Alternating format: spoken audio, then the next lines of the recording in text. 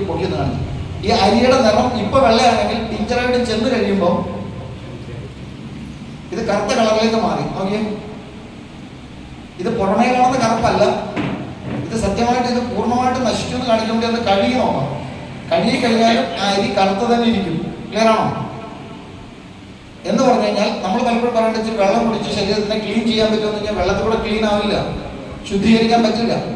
അരി വീണ്ടും കറുത്ത തന്നെ ഇരിക്കുന്നത്. ഇതാണ് ഞാൻ പറഞ്ഞത്, നമ്മുടെ ഉള്ളിൽ കടന്നു വരുന്ന വിഷാംശം നമ്മുടെ ശരീരത്തിനെ പൂർണ്ണമായും നശിപ്പിക്കുന്നു എന്നുള്ളൊരു ഉദാഹരണമാണ് കാണിച്ചത്. ക്ലിയർ ആണോ? ഇതുവരെ മനസ്സിലായോ? ഹലോ, മനസ്സിലായോ? ആ, ഇനി ചോദ്യം, ഇത് വരാതിരിക്കാൻ സാധിക്കുമോ? വന്നാൽ എന്ത് ചെയ്യാൻ പറ്റും? അതിനുവേണ്ടി നമ്മൾ പറയാറുണ്ട്, ഭക്ഷ്യവസ്തുക്കളിൽ വിഷാംശം ഇല്ലാത്ത സസ്യങ്ങൾ അഥവാ പഴങ്ങളും പച്ചക്കറികളും ഉപയോഗിക്കാൻ പറ്റും. ക്ലിയർ ആണോ? ഇവിടെയാണ് നിങ്ങളും നമ്മളും തമ്മിലുള്ള ബന്ധം. ജൈവ രീതിയിൽ ഉൽപ്പാദിപ്പിക്കുന്ന ഉൽപ്പന്നങ്ങൾ ഉപയോഗിക്കുകയാണെങ്കിൽ ഒരു പരിധിവരെ ശരീരത്തിലേക്ക് വരുന്ന വിഷാംശത്തെ തടയാൻ സാധിക്കും. ക്ലിയർ ആണ്? അതിനുവേണ്ടി ഇവിടെ നമ്മൾ കൊണ്ടുവന്നിരിക്കുന്ന ഒരു പ്രൊഡക്റ്റ് ഉണ്ട്. ഇത് നമ്മുടെ കമ്പനി വഴി തന്നെ വിതരണം ചെയ്യുന്നതാണ്, വേറെ ഒന്നും ആർക്കും ഇല്ലാത്തതാണ്. തൽക്കാലം ഭാവിയിൽ വരും. ഇത് വൈറ്റമിൻ സി എന്ന് പറയും, വിറ്റാമിൻ സി. കേട്ടിട്ടുണ്ടോ?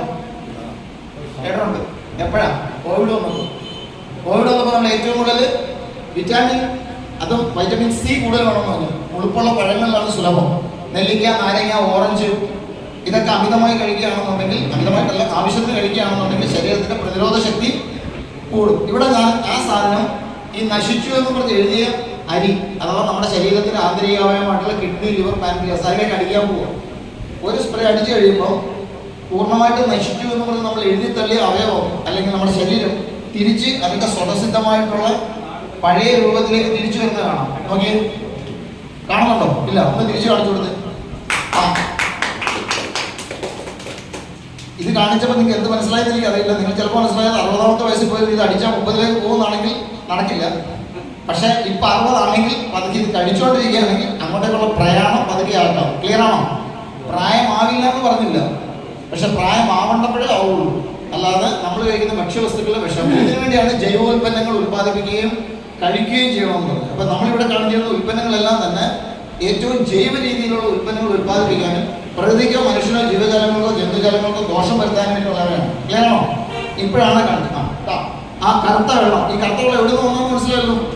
ഹലോ, ആ അരി അല്ലെങ്കിൽ ആ ടിഞ്ചറൈഡിനിട്ട അരി കഴുകിയ വെള്ളം അത് ഇതിനകത്തേക്ക് ഒഴിക്കുമ്പോൾ എന്ത് സംഭവിക്കുന്നു? ഇതോ ഇതിനകത്തേക്ക് ഒഴിച്ചു കഴിയുമ്പോൾ പൂർണ്ണമായിട്ടും പഴയ ആ ശുദ്ധജലത്തിലേക്ക് തിരിച്ചു വരും. ക്ലിയർ ആണോ? അപ്പൊ നിത്യേന കുറഞ്ഞ അളവിലാണെങ്കിൽ പോലും നമുക്ക് ആവശ്യമായിട്ടുള്ള വിറ്റാമിനുകൾ ശരീരത്തിൽ ഉൾപ്പെടാനാണ്. അതിന് ഭക്ഷ്യ